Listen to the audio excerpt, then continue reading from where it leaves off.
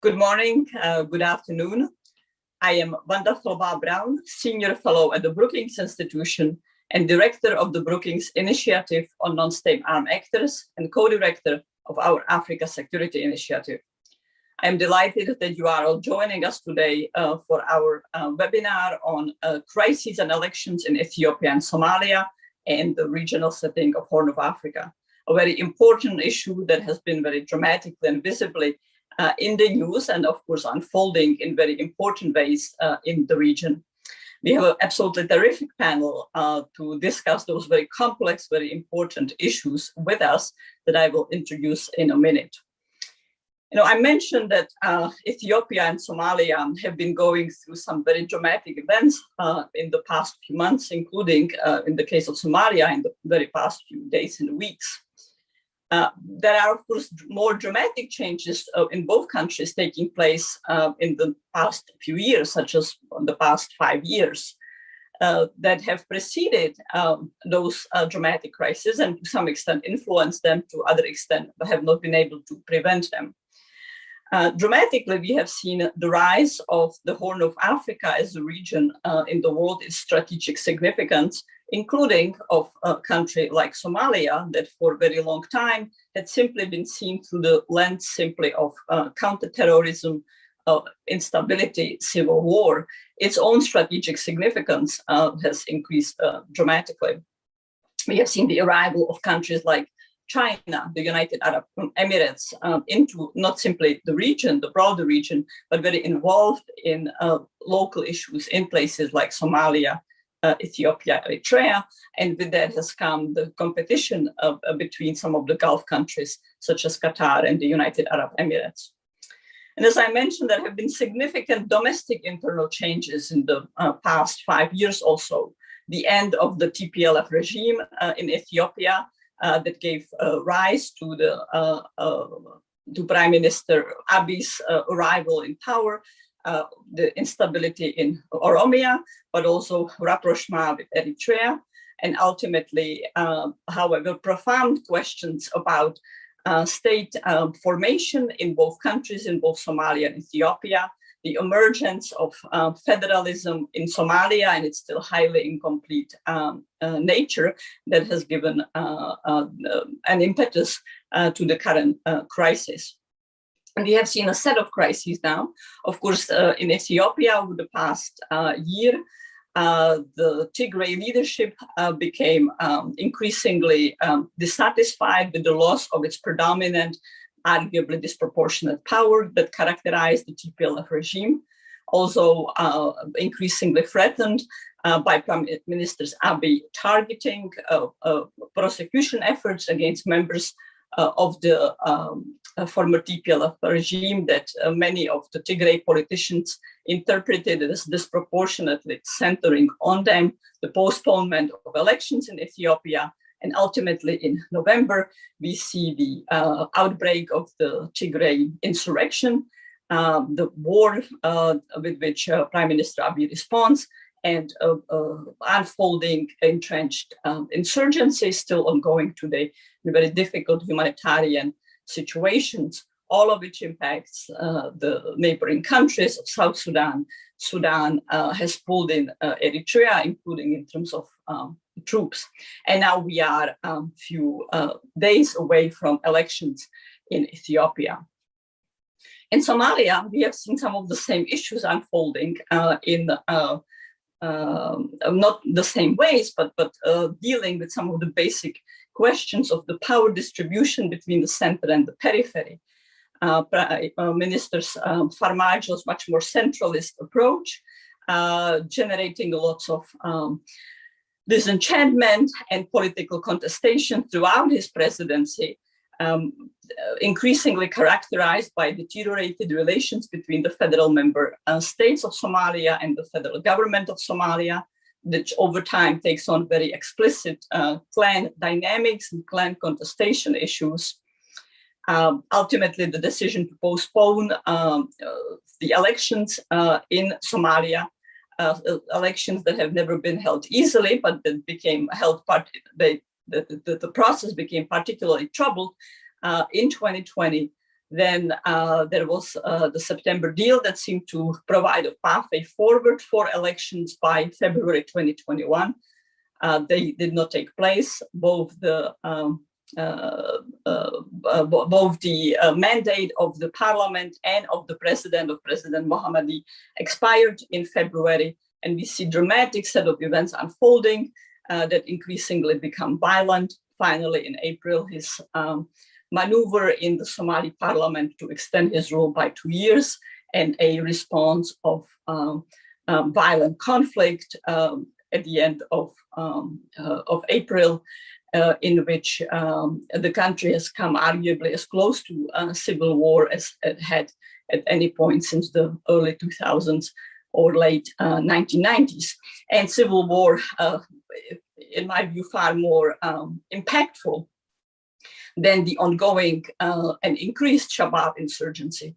Now, we have been hearing a lot of characterizations lately that Shabaab has benefited from the political instability, the edge of civil war situation. That is obviously the case, but Shabaab has been gaining strength really for the past 3-4 years prior to what's been unfolding now. And so we don't know when the elections in Somalia will take place. In fact, some of the negotiations between President Mohammadi and key influential politicians are supposed to start taking place today. But Somaliland, a state within Somalia that has sought independence, has not been recognized as an independent state, but has sought independence, is holding elections in June. So this is the sort of lay of the land that we have an absolutely wonderful panel to take us through and explore with us many dimensions of both the internal developments as well as the larger geopolitical and regional political dynamics. And thank you all, by the way, for submitting your questions. We have received tens of questions. There is no way that we will have an opportunity to go through all of them, but I will bundle the questions along topics that have been raised and guide our conversation through them in that form. So it is my great pleasure now to introduce Ms. Lidet Tarese, who is a policy officer in the Security and Resilience Program. She previously worked as policy advisor of the Life and Peace Institute for the Horn of Africa Regional Program, where she supporting, among other issues, the Life and Peace Institute's engagement with the African Union and IGAD. She also worked as an independent consultant on a whole range of issues surrounding civil society organizations in East Africa. And we are very fortunate that Lidet will be able to join us today. I'm equally thrilled to introduce Minister Abdi Ainte, who is currently the managing director of the Last Forth Consulting Group. As I mentioned, he was the Minister of Planning and International Cooperation in the Somali government, and later on also served as the senior policy advisor to the Somali president. Subsequently, he also was a senior official with the United Nations, responsible for external relations, resource mobilization, and strategic planning. Abdi also was a co-founder of an executive director of the Heritage Institute for Policy Studies in Mogadishu, a premier Somali think tank, and prior to that held various positions as a journalist and editor with BBC, Voice of America, and Al Jazeera English. And in no way least, although last in my introduction, is Ms. Bronwyn Morrison, who is currently the Senior Director of the Center for Global Security and Stabilization at the Dexis Consulting Group.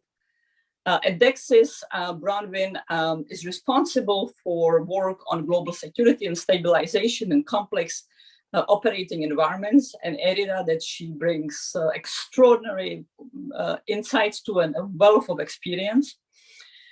She also has intimate knowledge of Somalia, where she served as a national security advisor to the Office of the President, also as a senior disarmament, demobilization and reintegration security sector advisor to the Office of the Prime Minister, and where she also served as the head of research and analysis for the Africa Union Mission in Somalia, AMISOM.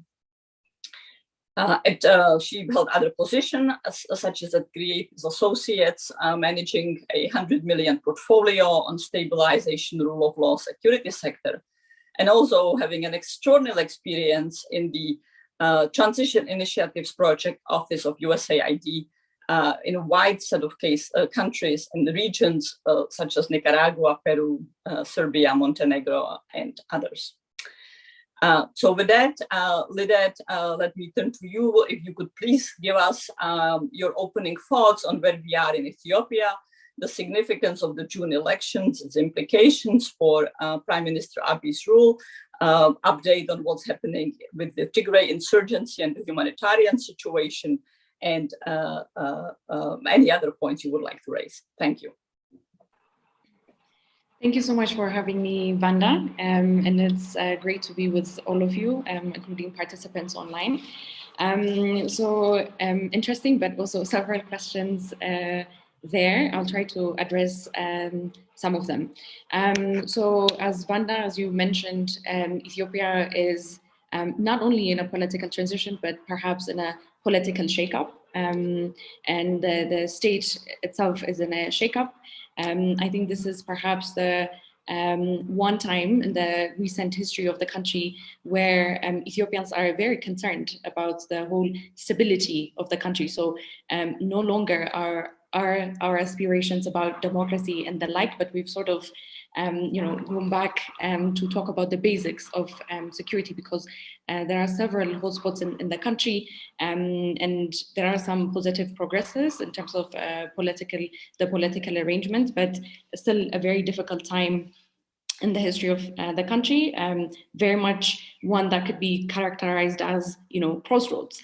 And maybe this is also where the election comes into the picture, because there are several implications that the election sort of proposes, but then also risks that it presents to the country.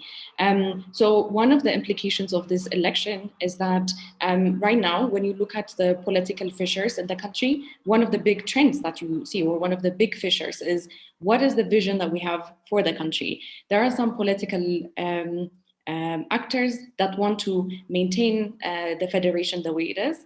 Ethiopia has a federal system that is largely organized around ethnic identity, based on the principle of self-determination of ethnic groups.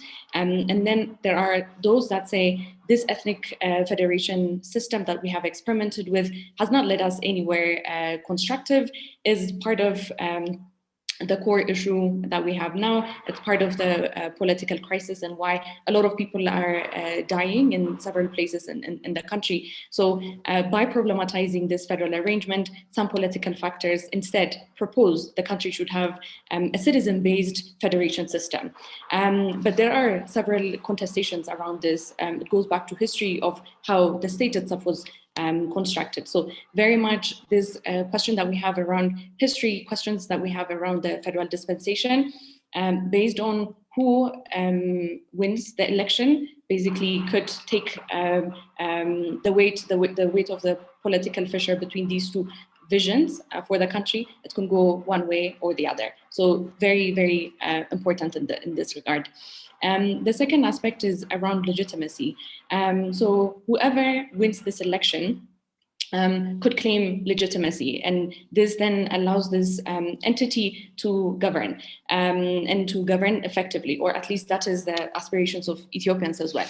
Because as I mentioned earlier, the main concern now with the election for Ethiopians is, will this election be a peaceful one, and will whomever comes into power, will it be able to stabilize the country and hold the pieces together? So that is the fundamental question, and perhaps whoever wins the votes of Ethiopians in this election could perhaps claim legitimacy and basically put down their visions and then push things forward. What is this sense of legitimacy? It has several implications. One is psychologically. in the eyes of people, but also government officials being able to direct or give directions, they need to be perceived as legitimate actors. Now, because of how this change came into being, Abiy and the current existing party or Prosperity Party, because they came out of the previous, the EPRDF party, in which TPLF was a member, there are questions around their legitimacy, and perhaps this is one way of, the election is one way of resolving that if they win votes. And so whoever is perceived to have legitimacy in Ethiopia, this sense of, government is so strong, then this also trickles down to the extent to which civil servants, for example, would be able to execute, the extent to which security actors are, for example, to also dispense their duty. So very important factor. The other thing is this election, particularly within the most important parties, including the incumbent, could also resolve questions around the party, questions around who is in power, because there are some members of the incumbent that are not very clear who's going to be on the winning side. So they are sort of on the fence, wondering if it is the incumbent that will win or if it is other parties that will win. And because they're not sure which party will win, then their allegiances are also split. This means that they are not doing their work effectively. And perhaps this election will also bring clarity on who is in power, which is an important decision for, especially when you go at the local level, for local governance. Who is in power is a very important political economic calculation a lot of political actors make. So maybe that will also give clarity. The other thing is whoever also comes out victorious, or depending on how this election goes, what kind of legal and political agendas are pushed forward would also be determined by that. And this includes things like national dialogue, for example. Part of the reason why the country has not been able to seriously entertain the question around national dialogue is because the question around national dialogue has been put forth as some parties wanting to question the legitimacy of the current party, and then suggesting instead that there ought to be a transitional government. And this is something that the current existing party doesn't accept. So because of these contestations, even discussions around the national dialogue couldn't be legitimately held. And perhaps having clarity now going forward with the elections, maybe discussions around national dialogue that don't necessarily involve a transitional government, they may, but in any case, knowing who is the legitimate power holder might sort of give a new momentum or a clean slate to talk about a national dialogue in the country. And the other is, and this is for Ethiopians, as I said, the main question right now for Ethiopians is, will this be peaceful, and will whomever comes into power, will they be able to do their jobs properly, keep the country, keep security and stability? But that said, this election could also herald the possibility that Ethiopia might start exercising multi-party democracy, particularly if we don't see what we used to see before, which is the incumbent winning 100% or significant majority. So depending on what the distribution of seats in the parliament would be, there is perhaps some hope that this would be a time where Ethiopia goes forward by way of exercising multi-party democracy. So these are some of the main points around what the election means for Ethiopians.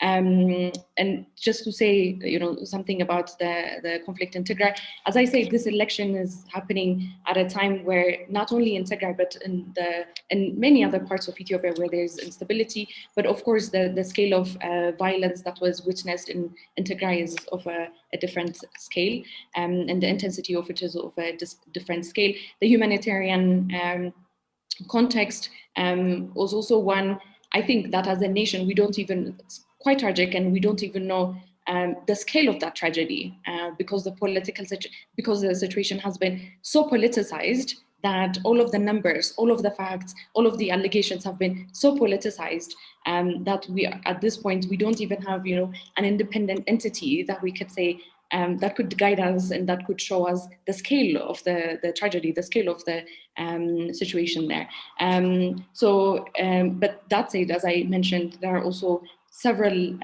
other locations within the country that are struggling with humanitarian situation, with the humanitarian issues, but then also political breakdown. Thank you so much, Lidet. Let us come back to Tigray and some of the other areas in the second round. If I can just quickly and very quickly in under a minute, please get your take on and some basic facts. So are people in Tigray going to be able to vote, or perhaps only people in Mekelle? What will it look like in terms of elections there?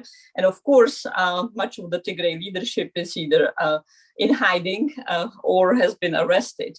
And more broadly, of course, even prior to 2020, Prime Minister Abiy, who at first had a lot of applause for his loosening of authoritarian measures, came to be criticized for suppression of civil liberties, freedom of expression. How is that all playing in the election? So, one issue is, will the elections be safe, secure from violence? The other is, how free are they, in fact? So under a minute, if you could just give us very quickly your take on those, as we then go to Minister Abdi. Yeah, so the election is not going to be held in Tigray. The electoral board has a different schedule for Tigray, and then also other locations in the country. So people there are not going to vote because of the violence that is still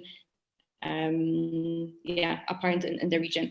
To your other question on how free this election is going to be and authoritarian tendencies, of course, one of the things that we have to see there is, I think we could say that there is some progress in terms of loosening up the political space, particularly formally. So now political parties can formally organize and register and run, and they can campaign. But informally, some of them have also complained that in action, when you go to different regions on the ground, they do face a lot of suppression. Now, this raises questions around, there are also some parties that have boycotted, particularly two main parties that have boycotted, that would have been quite important for Oromia region. But it's so complex because there are several debates around, why they boycotted and whether or not there is also legitimacy to them taking this decision. But I'll maybe elaborate that at a later point. Thank you so much. Excellent. Minister Einte, if I can go now to you to talk about the equally great complexities in Somalia and that came to a pitched moment regarding the elections. But of course, the elections is just one symptom of the basic unanswered questions between of power division and resource division between Mogadishu and federal member states, state formation, clan dynamics. A lot happening there. Over to you, please. Thank you, Vanda. Good morning to you. Good afternoon to other colleagues. It's a real honor to join you today for this very important discussion on the Horn of Africa. Ethiopia and Somalia are inextricably linked to each other. So I was very delighted to hear Lidet's intervention in this regard, and so I'll pick it up from there. This meeting also comes at a very important moment, this discussion, because today, maybe in the next few hours, in fact, we're going to have a highly anticipated dialogue on the electoral processes in Somalia, in Mogadishu, led by the Prime Minister, which would see the federal member states also reconvene in Mogadishu. This is probably the third or fourth time they come to Mogadishu to try and have this dialogue, because the previous dialogues have all failed. Why have they failed? I'll get to that in the specifics in a minute, but let me just also put this in context. Since the revival of the Somali government 20 years ago in Djibouti, we've had this is the fifth presidential elections we're having. And each 4 years, Somalia was very unique in actually in the Horn of Africa to organize elections that are broadly acceptable to the key stakeholders of the country. By no means were these elections were free and fair, but they were broadly acceptable to the key stakeholders because they were negotiated in good faith by the sitting administration, but also with the consent and consensus of the opposition and the federal member states. This is the first time in 20 years that a sitting president's mandate expires without having an agreement on the way forward, which is why on the 8th of February, when the mandate of the current president expired, we all knew that we were in an uncharted territory, which could lead to all sorts of things, including violence. Regrettably, when the President Formaggio extended his own mandate on the 12th of April through the parliament, through the lower house of parliament, I should say, because the parliament has two houses and each should be passed houses. But in this case, the president went for the least resistant path, which is the lower house of the parliament, where he has greater control. When that happened, we knew that this was the seeds for a potential conflict. And unfortunately, that's exactly what happened on the 25th and 26th and 27th of April, where you saw gun battles in Mogadishu and tens of thousands of people being displaced. And ultimately, the national security forces really splitting into various groups and factions because some of them did not want to be part of an illegal extension of mandate. Now, why did all of this happen? There are three dimensions that one needs to look into when you talk about how did we even get here in the first place. The first dimension is that President Formaggio, as soon as he came to power, really wanted to dismantle the federal system of Somalia because he saw it as an impediment to his centralist political ideology. And I say this not because it's a theory, but because I have actually worked at his office in the first few months of his administration, and I saw this firsthand. I had a front row seat to this, where he saw the federal architecture of the country as an elite-driven process. And President Formaggio really thought that the elites of Somalia essentially do not want to see him in power. That's the assumption that he came with, even though he had just been elected with overwhelming majority and an extraordinary amount of support across the country. And so that ideology was put in motion immediately after the president came to power. And it really, I think, set the tone for what would happen over the next 4 years between 2017 to 2020. Related to that, and my second point, or the second dimension to look at, is that the president essentially never prepared for one person, one vote, universal suffrage election, even though the president continues to insist that he wanted all along a one person, one vote. The fact of the matter is that there were no practical preparations on the ground. 2 months after the president was elected, there was this major international conference in London where, among other things, it was agreed by 42 international partners and all Somali stakeholders that a one person, one vote must be organized within 4 years' time, and that preparation must start immediately. That was in May 2017. The first meeting about an elections between the federal government and the federal member states took place in June 2018, nearly 15 months after the president was elected. And that was the only meeting between the president and the federal member states about elections. It was the first and the last one, because even though they have in theory agreed on an electoral system, we all knew that we were already running too late at that point in time, because to organize a universal suffrage election for a country like Somalia, which hasn't organized one for 50 years, since 1969, you need to do extraordinary amount of prep work, as we now know in other parts of the country, which wasn't the case in the southern part of the country. So that was essentially a failure. What the president wanted to do instead was to neutralize domestic elite competition and ultimately hold a rubber stamp universal suffrage election, very similar to what you see in other parts of the region, probably even in Ethiopia. And so the first priority was to dismantle the federal system and to, along the way, neutralize a potential domestic competition. So that got in the way of organizing, of doing what needed to be done to organize universal suffrage election. Now, to give you more context to this point, the parliament passed a full electoral law in February 2020, just a few months before the president's own mandate was to expire, a year before it was to expire, and 9 months before the parliament's own mandate was to expire.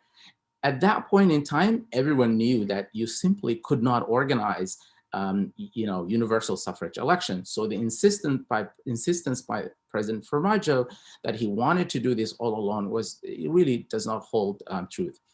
The third and important dimension to how we got here is the external dynamics. And this is extremely important and very much linked to what Lidette was talking about. And I know my colleague Brown will expand on this a bit later. First, you had the Gulf crisis in June 2017, which gave President Formaggio an excellent opportunity to essentially exploit the Gulf crisis and side with one of the warring parties in the Gulf, that is Qatar, against UAE and Saudi Arabia, who are the traditional allies of Somalia. I mean, keep in mind that UAE until 5 years ago was the largest trading partner of Somalia. So that offered the president's administration an incredible amount of support from Qatar. Some say a bottomless cash coming from Doha to the administration, and gave them huge leverage domestically by having incredible amount of resources to expand and to solve all kinds of domestic problems. The second element of the external dynamic is the dramatic change that took place in Ethiopia in 2018, the rise of Prime Minister Abiy, the fall of the TPLF administration, and the coming out of cage of Isaias Afewerki and Eritrea. Immediately after that happened, the President Formaggio aligned himself immediately with Afewerki and with Abiy, and the three of them have formed the famous regional alliance and regional integration. Now, of course, we all know that Afewerki is not exactly the greatest, proponent of democracy, and I think that gave President Formaggio an opportunity to align himself with autocrats of the region.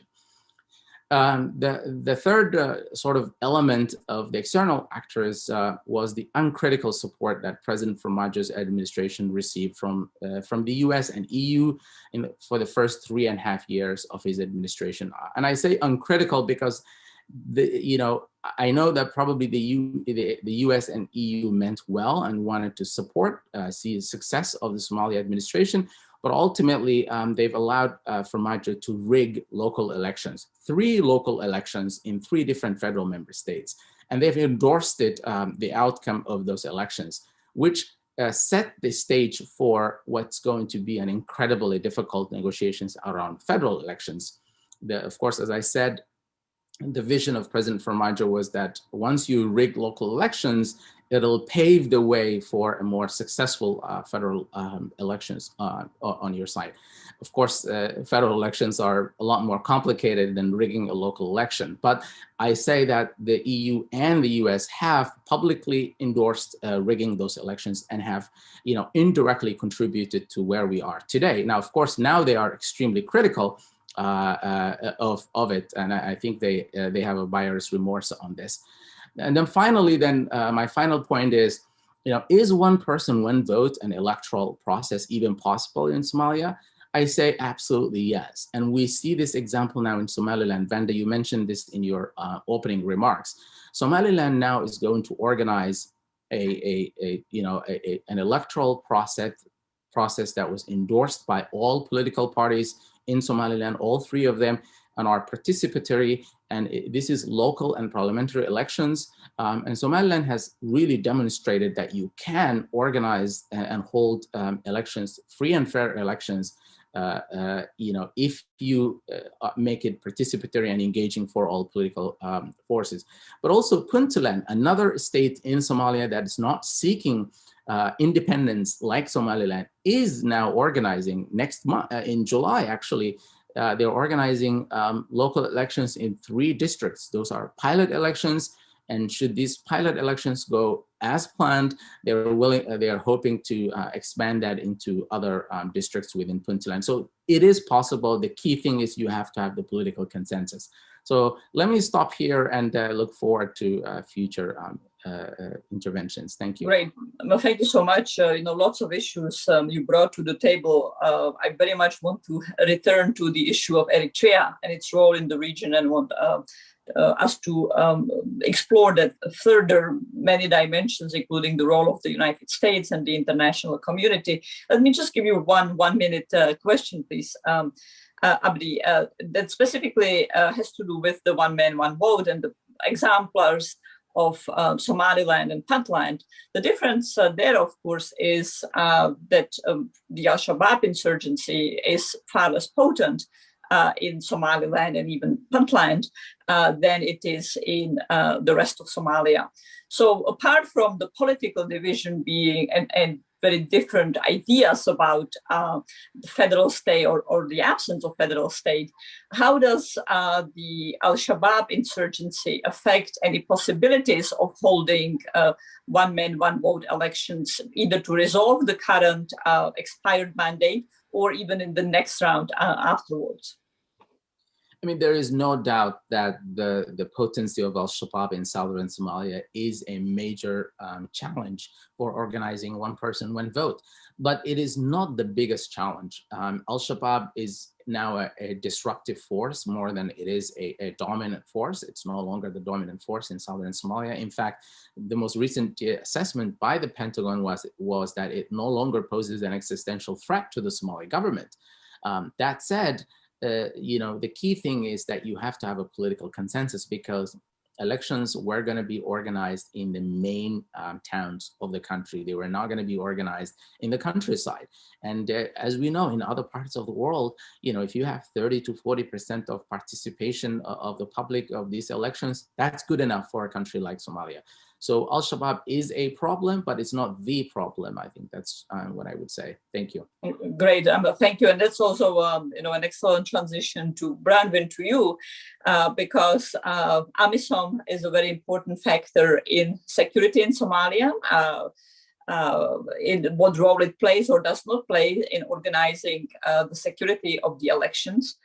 And also in how it's responding or not to Al-Shabaab. I guess my own assessment of the strength of the insurgency, of the Al-Shabaab insurgency is more bleak. I believe that they're more potent than, and they still have the capacity to pose a threat to the Somali state, particularly if the challenges between Mogadishu and federal member states continue to escalate, and we don't see some easing of that.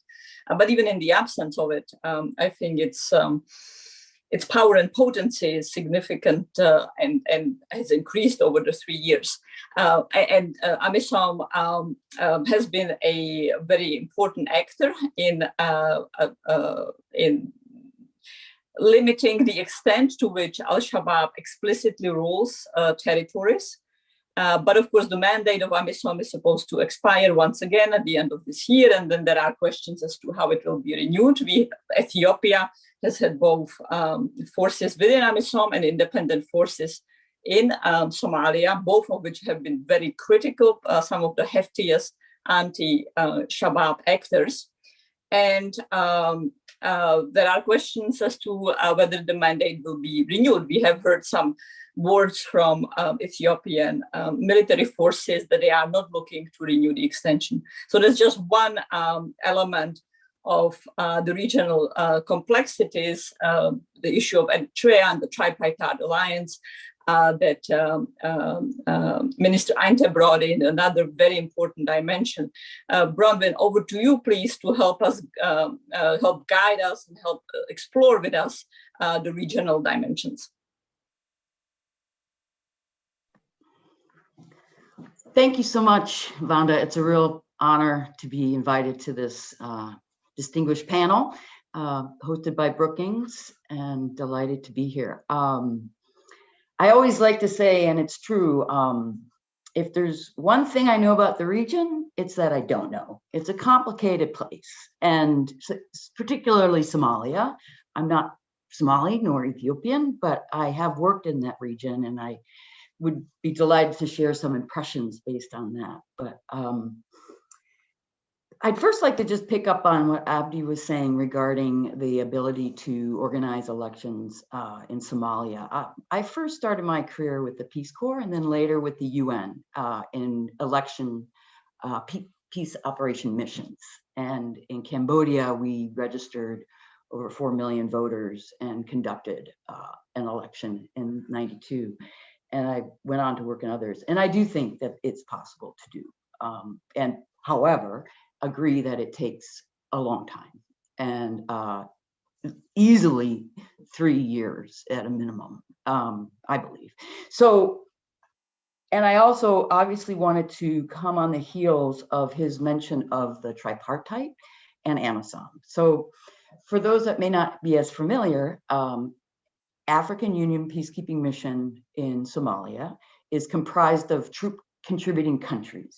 And so troops are coming from Ethiopia, they're coming from Djibouti, and they're coming from Kenya, as well as Burundi.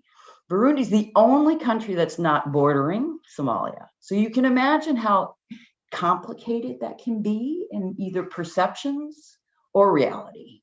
And sometimes perception is reality in these complex environments. So when I first arrived in 2012, although I had previously worked a little bit in 10 and 6 to Somalia, the Ethiopian relationship was on the heels of the invasion in '07, and there had been some bitterness, obviously, still residual in 2012, a bit of a rapprochement under former President Hassan Sheikh Mohamud.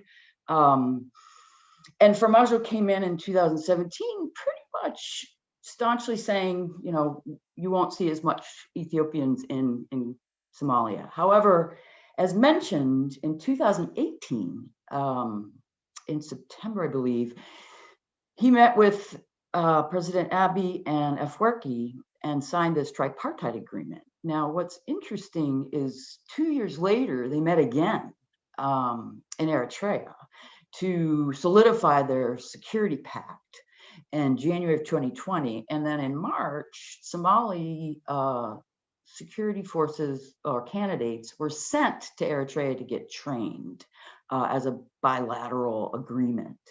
And in the history of Somalia, generally, the relationship with Eritrea was rather contested because there was allegations of Eritrea supporting Al-Shabaab. So this was clearly a turnaround. And I, for this panel, was thinking about how, if you look at the crises in Ethiopia and Somalia, in my opinion, it warrants a close look at this tripartite agreement. Because what you have is now, Farmajo had gotten so close to Ethiopia, thinking that it would be able to isolate the federal member states that previously had one-on-one relationships with Ethiopia.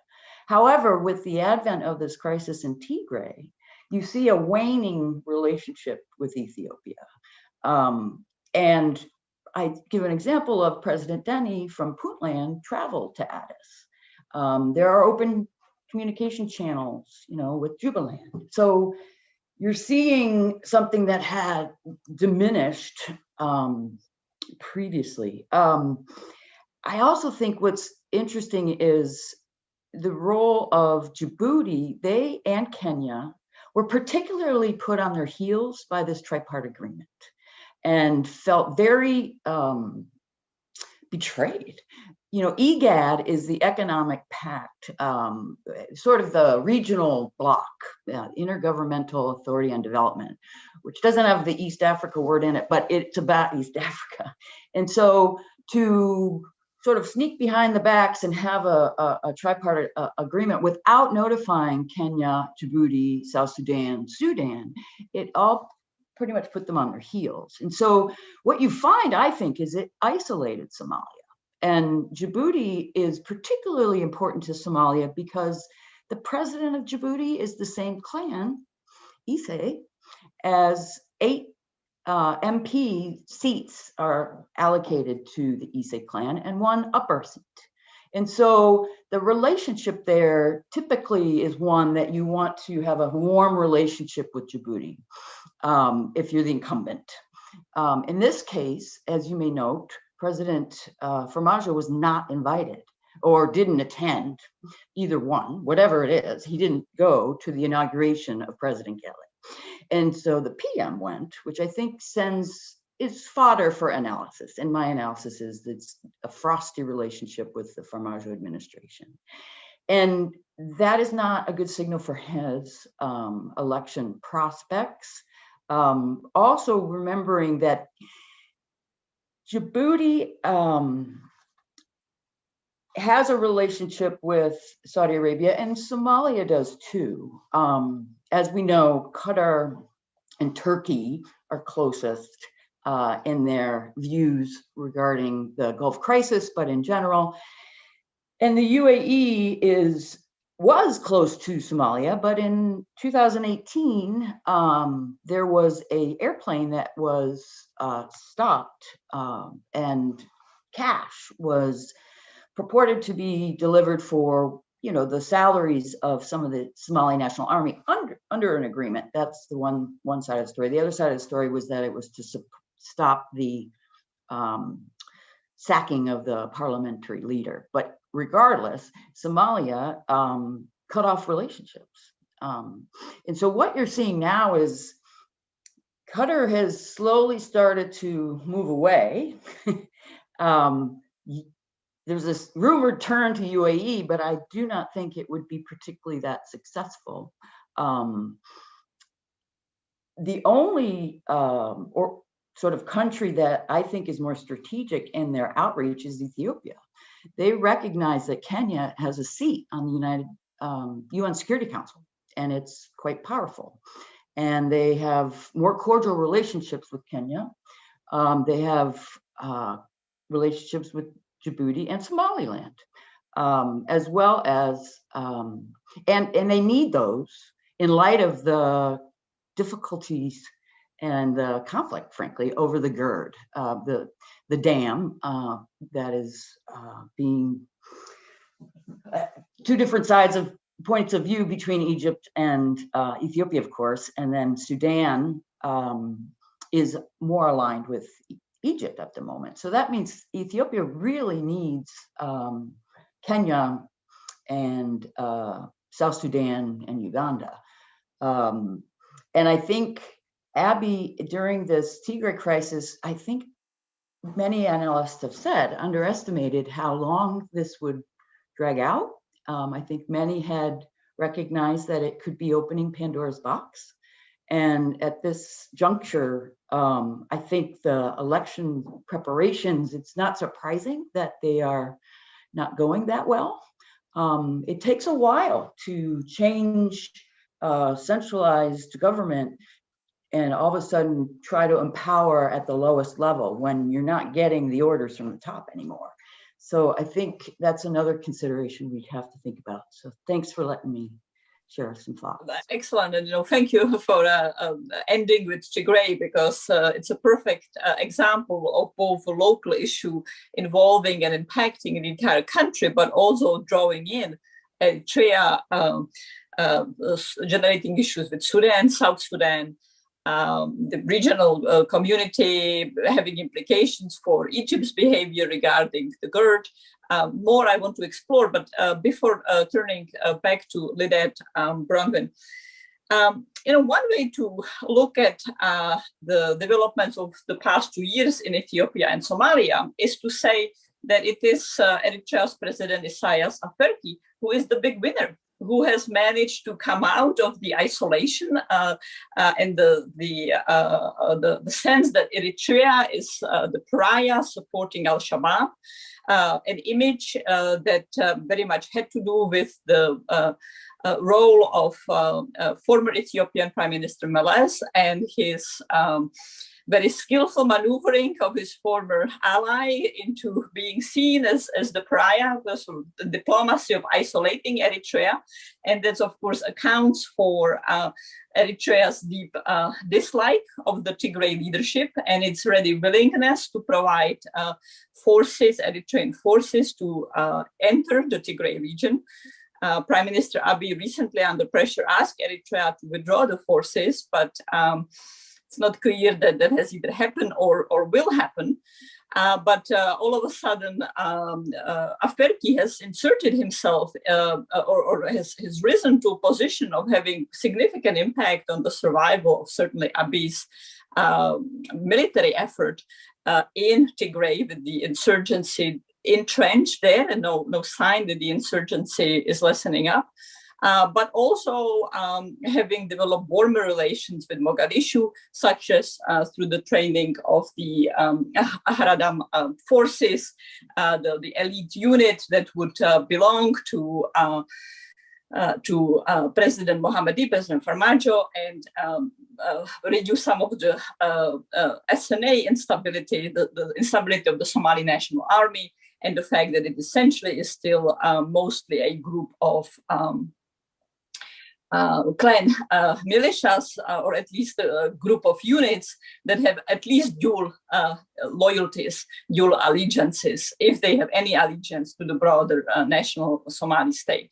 Although we saw some of refusal to extend the rule, but one again is to question, is it because of basic commitment to the forming constitution of Somalia, or is it primarily because of Hawi and broadly clan loyalties? So, just your take on that, is Afwerki the big winner here? And including, his own dislike of IGAD, his non-participation in IGAD, and now you have the tripartite alliance, the talk of the economic integration around Eritrea, with Eritrea being a significant mover. Is that what we are seeing on the international dimension? I would say he's the loser. Essentially, you have, because of this tripartite alliance, which clearly Afwerki saw an ally in Abiy, what we see in the beginning, I think he thought he may have had something, and particularly vis-a-vis, there's a longstanding crisis over who owns a particular island between Eritrea and Djibouti. And right now it's still in the Eritrea control. And so you can imagine Djibouti wasn't particularly thrilled when this tripartite alliance happened. But I believe if you look at what's happened, Eritrea certainly hasn't gained anything out of this tripartite alliance. Somalia, as I mentioned, I believe is more isolated than ever because of this tripartite alliance. Eritrea doesn't have a lot in their treasury to particularly help Somalia. I was always confounded why they turned to them so much. You have, because of that alliance, lost in the agreement with Kenya's relationship remains very difficult. For 6 months, they cut off diplomatic relations. Qatar came in to try to solve a problem. And then 5 days later, Somalia said no to business cargo of khat from Kenya. And then that led to Kenya cutting off all airspace. So you have now MPs that trying to go back to their other homes in Nairobi, or businessmen that have to go to Addis, to Uganda, to Nairobi now. And that's gonna not help Farmajo in his aspirations for his election, certainly. I don't believe money in the pocket is being burned by businesses. And I think, Sudan is certainly not particularly pleased at Afwerki either, given that this has, I think that the Tigray crisis has further escalated the border crisis with Sudan and Ethiopia that had been simmering on and off, but never at the length that it is now. I mean, the Sudanese are looking at the Ethiopian peacekeeping troops in Abyei state in Sudan. They're not as comfortable with them there now. So I think all over, really, Afwerki has caused Ethiopia and Somalia to be more isolated. So thanks. Great, thank you. Ms. Tadessa, let me pick up the Tigray question. I just put a few questions on the table and perhaps sort of limit your comments to about 5 minutes. I also want to let our audience know that what I have been doing already is bundling questions and topics that they have come in the way I'm shaping my questions, and I'll continue to do that. So with respect to Tigray, I made a claim or argument that the Tigray insurgency is pretty entrenched, and even with the presence of Eritrean forces there, maybe their departure eventually or not, there seems really little likelihood that the Ethiopian forces are anywhere close to defeating the insurgency. What do you see? Well, do you foresee any possibility after the elections in Ethiopia of having some sort of negotiated deal between the Tigray leadership in hiding and in prison and the next president, particularly the next prime minister, particularly if the next prime minister is once again re-elected Prime Minister Abiy? Certainly, there was one way to handle the crisis in October and November was to try to seek to have a dialogue. The prime minister chose instead to go for the military response. Do you see more of an opening and willingness after the elections to engage in any kind of negotiations with the Tigray leadership? And if so, do we have sense of any outline of what a deal might look like that would end the insurgency? And perhaps a more immediate issue, there is of course also the joint investigation committee established for Tigray, so that we have a sense of what kind of atrocity and human rights violations were committed during the fighting and are still taking place by the insurgency or in response to the insurgency. Do you foresee, what's your take on the joint investigation? Does it have credibility? How can it be empowered? How can it have credibility? What kind of transparency we can expect or demand? Yeah, thank you for those questions. So in terms of the insurgency, I think from the point of view of the federal government, yes, TPLF is still around. I mean, there are reports, especially the humanitarian organizations do report that some level of violence is witnessed in several parts of Tigray, but because they are not of the scale of violence or the level of combat engagement is not of a higher scale. I don't think the federal government, for example, finds it disruptive enough for the whole nation that it would pursue negotiation.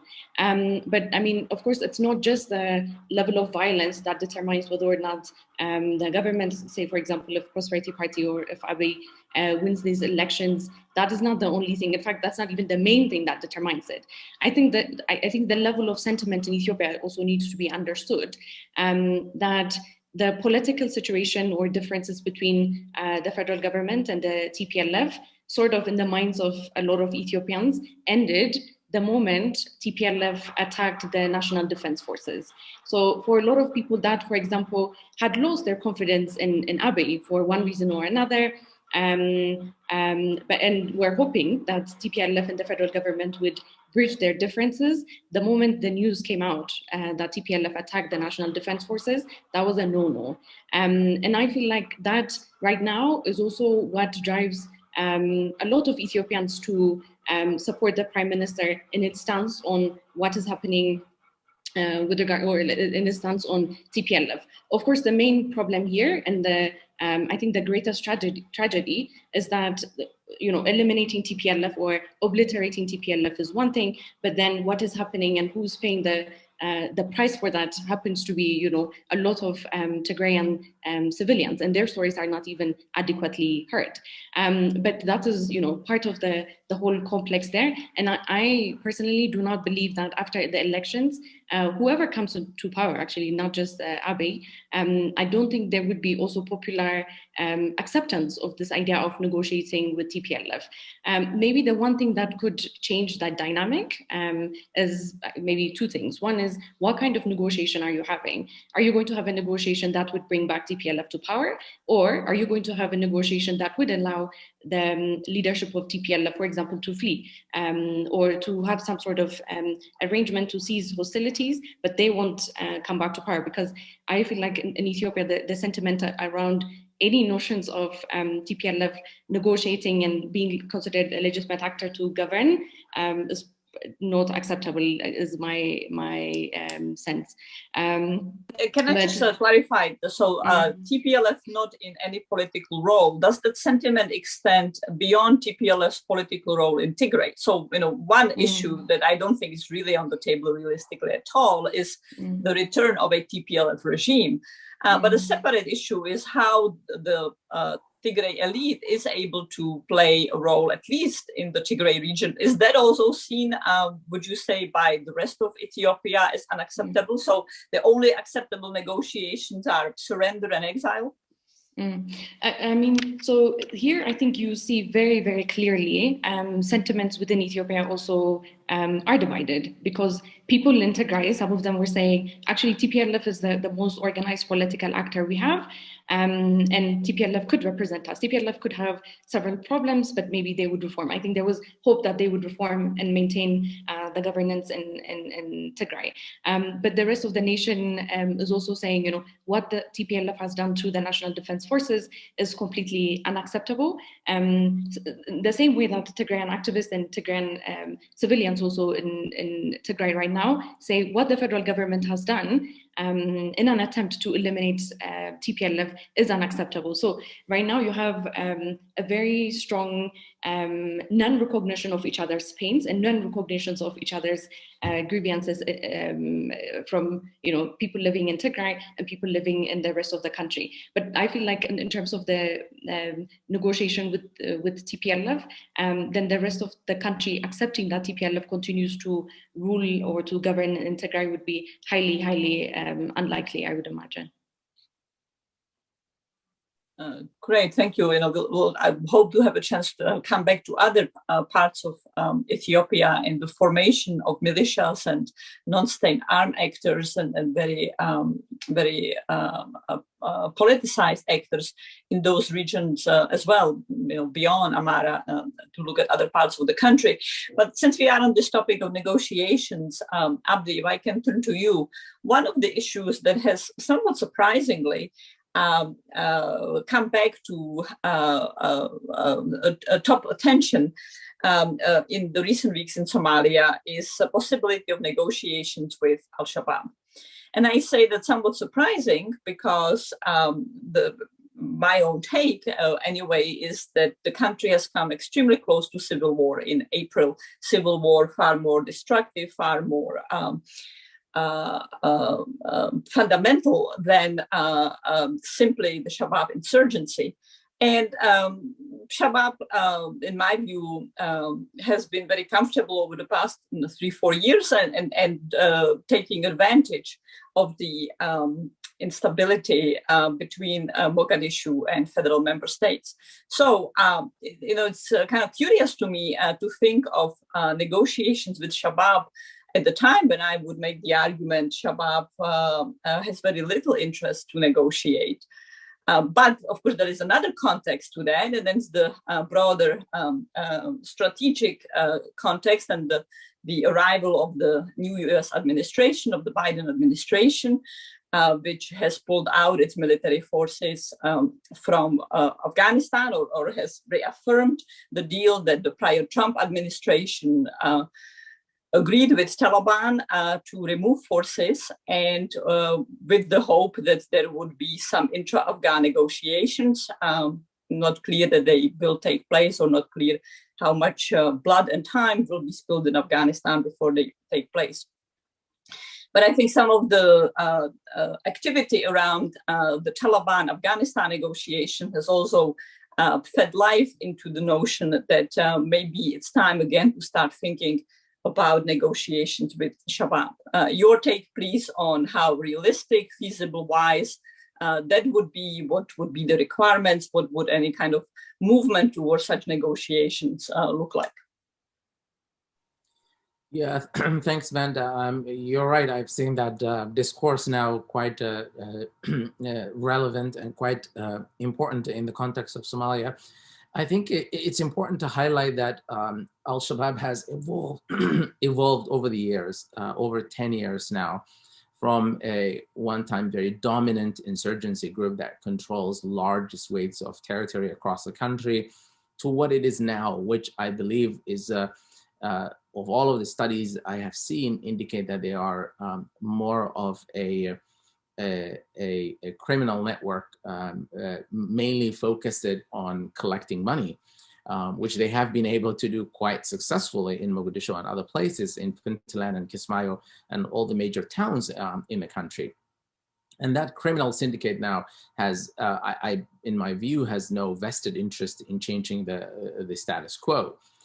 So when we talk about dialogue with Al-Shabaab, we are assuming, I believe wrongly, that there is another side that is willing to negotiate. I haven't really seen that. Plus the decimation of the leadership of Al-Shabaab over the years, especially the killing of their former and charismatic leader, Ahmed Godani, in 2014 by the US, essentially changed their top leadership. At the moment, their leadership is largely invisible.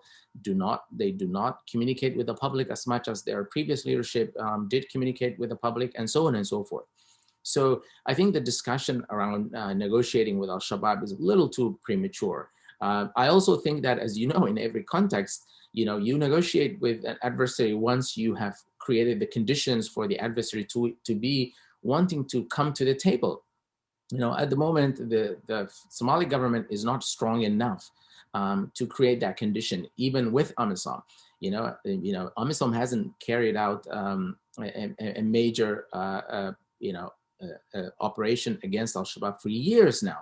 The Operation Bedbado, which is in Lower Shabelle, has been struggling to recapture 4 bridges, just 4 bridges in one small region in the country. And they have tried to do that now for nearly 2 years with very mixed results, some success and some setbacks. So the conditions are not set, both militarily and politically, for a meaningful dialogue, in my view.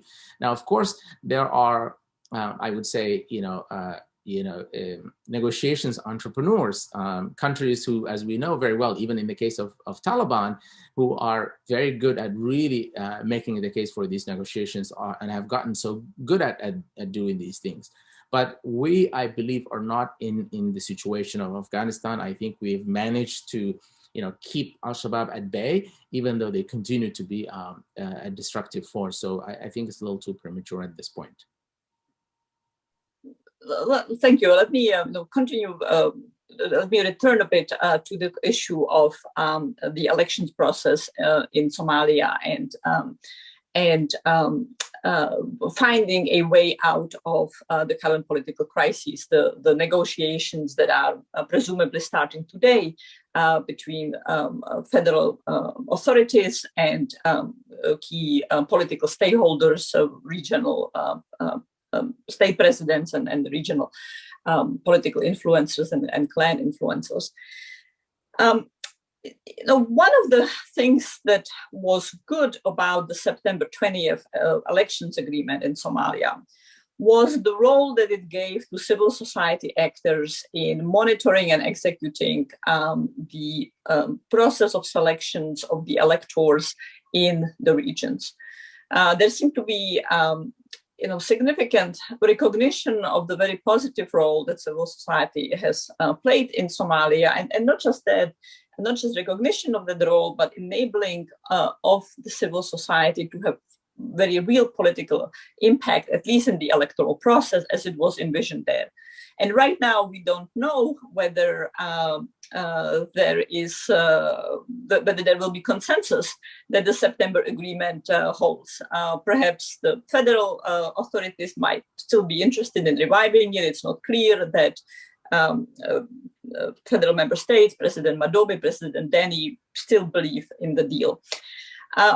My broader question, however, is just the negotiating dialogue right now. To what extent are we seeing yet another iteration of inner elite brinksmanship, politicking, deal-making that really sidelines the society at large and very much minimizes voices of Somali people? Is there any way to structure the current negotiations that need to take place to get out of the crisis in a way to create more transparency and, more importantly, voices of civil society? Should we have key civil society actors in the room along with President Farmajo, Prime Minister Roble, Presidents Deni and Madobe? How could that take place?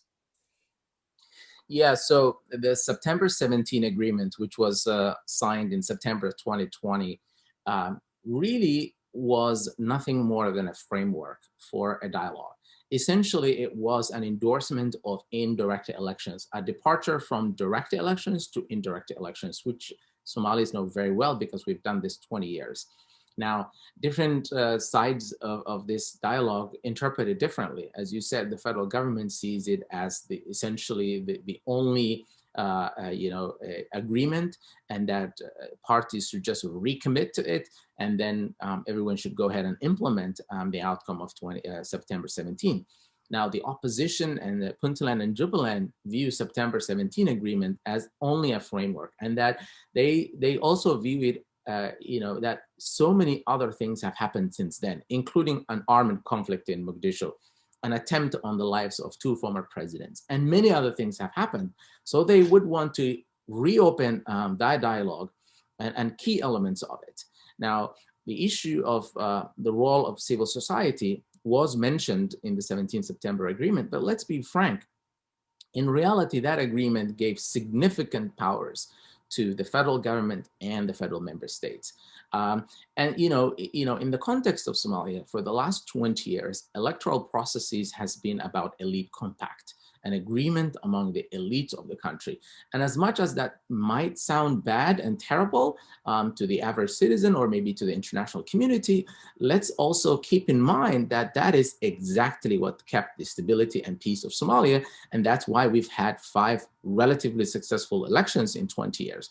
So until we get into a point where we can have a one person, one vote, the role of non-elites, i.e. the civil society and others, will remain relatively limited. And I think that's just a function of it. Now, in the coming days, I think what you are likely to see is, the key thing to watch is how the prime minister really acts. Remember, he's now the person with the most significant political capital in the country. Farmajo, has said that he will give him the authority to run the electoral dialogue. The opposition and member states have welcomed that. Almost all of the international community are now lining up behind him. The question is, would he act decisively and lead this electoral process or not?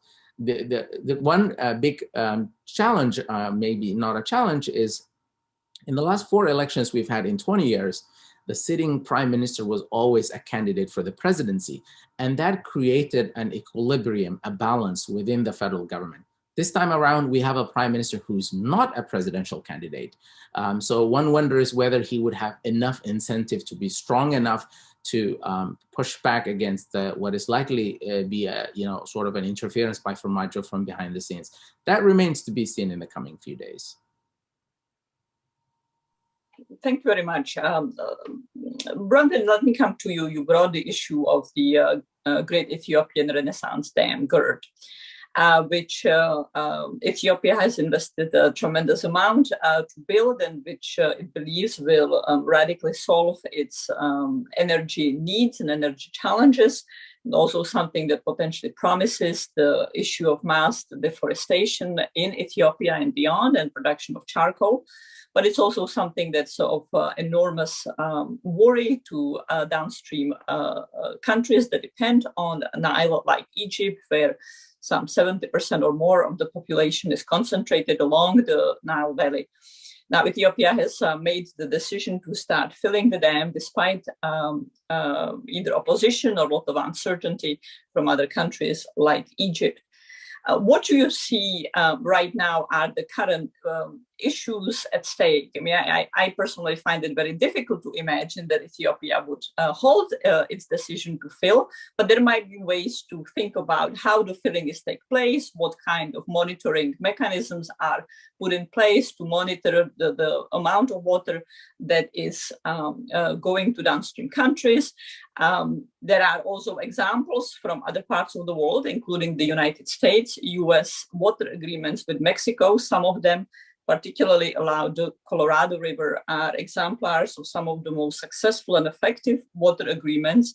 And one reason why they are so effective is because they recognize that the treaty is a living treaty that's being updated on a regular basis. So in the case of the US-Mexico water issues, the Colorado River, it's every 3 years where a joint committee meets. And we have seen quite significant changes in allocation, solutions, recognitions of problems. So in a complex environment of real water scarcity, both in the US and Mexico, quite a rather quite effective handling of a difficult issue. And then the other element why the US here can be an important model is because the latest updates or some of the recent updates to the Colorado River Treaty have recognized for the first time the natural environment as a stakeholder, and the natural environment itself is allocated water.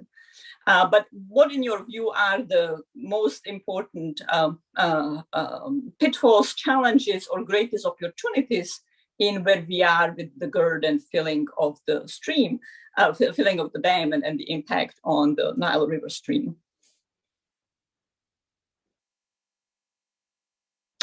Bronwyn, over to you. I don't know if your mic is muted. Yeah, got it. Thank you for that question. I have to be very upfront. I am not as well versed in the intricacies of the Gerd, but I know that, of course, this has been a long-standing conflict over the issue of the Gerd, and I'm not as well informed on what kind of mediation efforts there may have been from other players besides the United States. I'm sure the United States is working through the new special envoy for Horn of Africa, Ambassador Feltman, who recently returned from the region.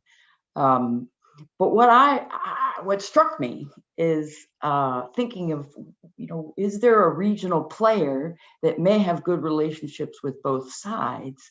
And what struck me was the role of the UAE, who has good relationships with Ethiopia and obviously solid relationships with Egypt, as well as good relationships with Sudan. And so I guess my only contribution would be to posit, is there a way to engage with them as well? Thanks. No, great, thank you. I mean, there have been rumors, allegations floated that countries like Egypt or Sudan might benefit from challenges in Tigray as a mechanism to prevent the filling of the dam.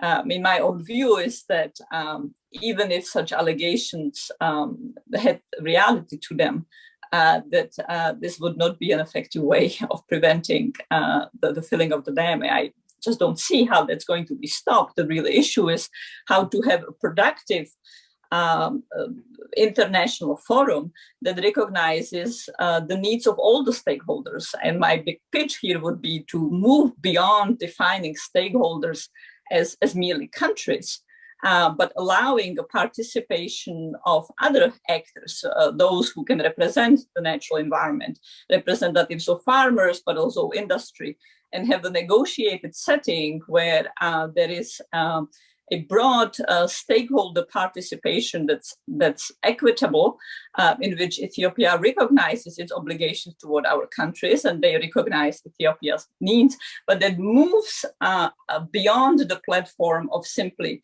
pitched government relations to a platform that is about a wider set of stakeholders and their needs, and hefty technical support and expertise in that setting. Bronwyn, let me start with you here for questions that I then want to go to Lidet and Abdi as well. And that's, of course, COVID.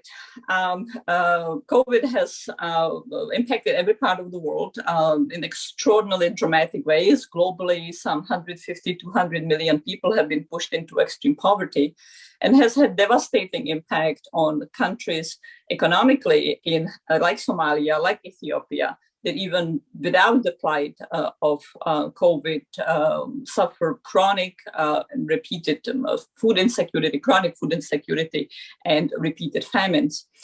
And at the same time, of course, particularly Somalia, have very limited medical capacity to respond to COVID, any kind of treatment, oxygen provision. So the economic impact of the first wave has been very significant, but now the region is experiencing a second wave after having kind of often discounted and been dismissive of the first wave. And the second wave seems to be far more dramatic in terms of impact on health, but yet a setting where very few people are complying with even something like masks. So I can start with all of you and then go to Lidet and to Abdi, your thoughts on COVID. How can the responses be better? It seems that in Somalia, all of the political oxygen is sucked up by the politics, and very little of any kind of attention is being devoted to governance, including governance in COVID. But Lidet, I also want to hear how that's playing out in Ethiopia. So Bronwyn, please, let's start with you. Yeah, one thing that stands out is, of course, the economic devastation towards Somalia in particular was because of the slowdown of the remittances that came from the US or other countries where COVID affected the employment of families that, of course, support the Somali community. One of the things that I so appreciate about Somalis, of course, is their humor and their resilience. And I know during the first wave, I think there was this recognition that it doesn't affect us Somalis. But the second wave, of course, is starting to show more. And unfortunately, a number of high-profile former leaders have been succumbed to the disease. And I do know that there's been an uptick of support. But, and I think you're starting to see now in these higher level meetings, at least some wearing of masks by principals. But I do agree with you. I think that the political crisis that is facing the country is limiting the ability to affect beyond Mogadishu any kind of true widespread assistance. Because you're talking about getting oxygen, even just to Mogadishu, is tough, particularly now with this Kenya airspace problem. Thanks. And of course, that also brings the issue of getting vaccines into Somalia, and for that matter, into Ethiopia and Tigray, in a setting where outside of the United States, Canada, Europe, a very small portion of the world's population has been vaccinated and has any access, including countries terribly hit like South Africa, tiny access to vaccines. And so the issue of equity, humanitarian access, and of course complicated in Somalia even more by access to Shabaab-controlled territory, which perhaps is something, Abdi, that you can explore with us. But Lidet, what are you seeing with respect to Ethiopia and the second wave, economic impact, health impact? Yeah, I mean, the issue of, I think, vaccines is a very good question, a global one that really very much reflects on, question around morality and equity and things like that. In Ethiopia, around 2.2 million vaccines have been distributed. And then therein also, you have to recognize that part of the population is not convinced that COVID is real and that it exists, because the scale of the problem, at least COVID as a health crisis, the scale of it has not been as bad as initially projected. So back in March, back in April. And so as a result, not everyone is willing to be vaccinated, but in any case, the vaccines are not going to get to everyone who would have liked to be vaccinated either. That said, the economic of COVID, I think, has been severe, particularly people who were already in lower economic tranche, and for them, the government and also people, in Ethiopia, when you say civil society, it's also neighbors and uncles and cousins. There has been a lot of sharing, particularly at the around the first round, to respond to the economic aspect of COVID.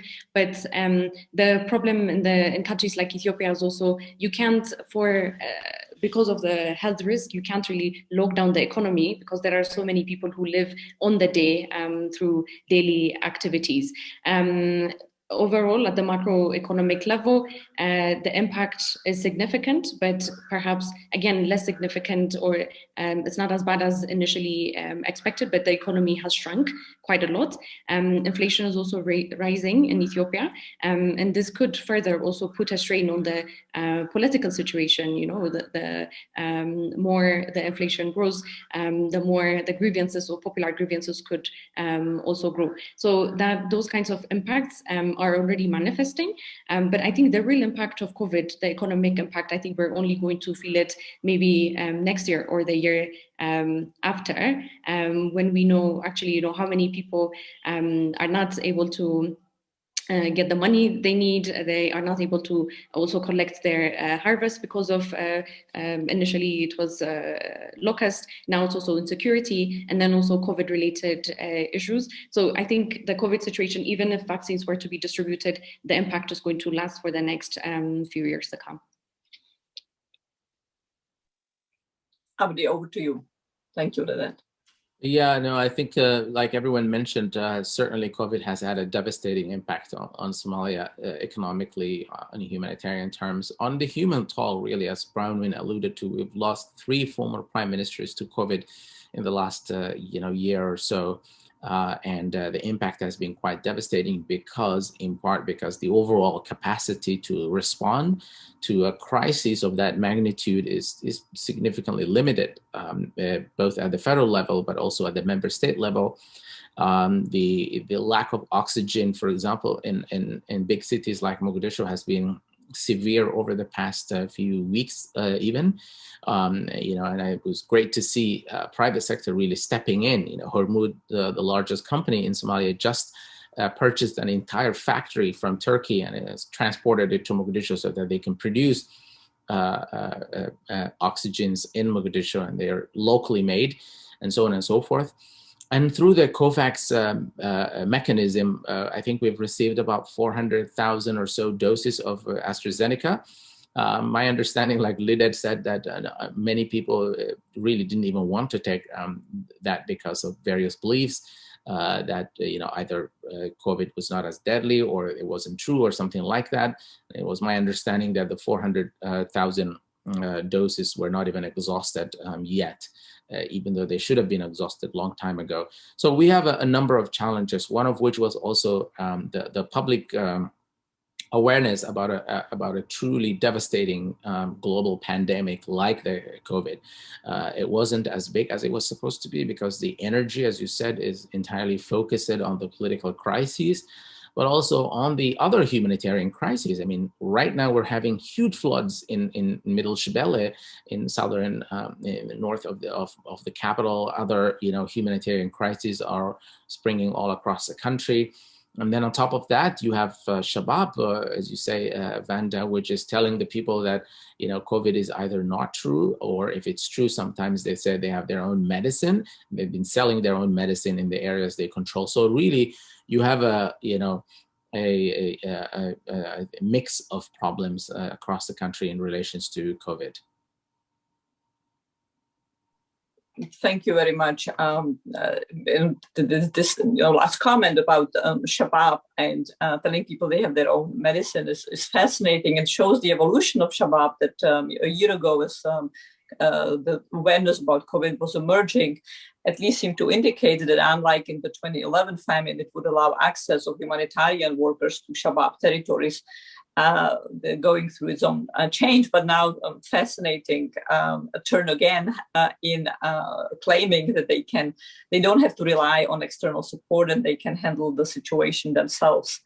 We are essentially at the close of the hour, but I would like to give all of us an opportunity, or all of you an opportunity, before I thank all of us, to give 30 seconds to a minute concluding remark, if you would like. You don't have to. Let me perhaps start, Bronwyn, with you. Just go in the reverse order. Any kind of concluding thoughts before we wrap up?